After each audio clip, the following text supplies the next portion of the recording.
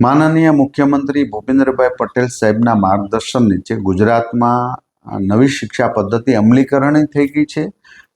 પરીક્ષા પદ્ધતિની અંદર સુધારા કરીને સિલેબસની અંદરથી જ એક્ઝામ લેવી એવું માર્ગદર્શન સાથે અમારા ઉચ્ચ અધિકારી સચિવશ્રી અને તમામ શાળાઓના સંકલન સાથે આજે ગુજરાતમાં ખૂબ સારું પરિણામ પ્રાપ્ત થયું છે.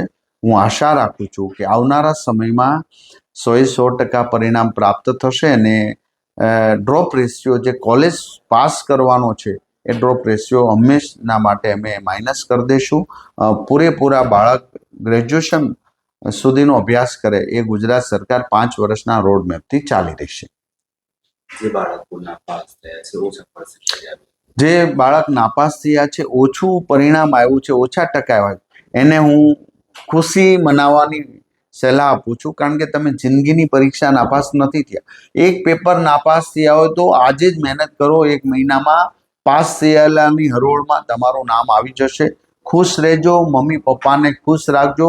મમ્મી પપ્પાના તમે જીવ છો, માટે મમ્મી પપ્પાને ખુશ રાખવું એ સૌથી મોટી પરીક્ષામાં પાસ થવા જેવું.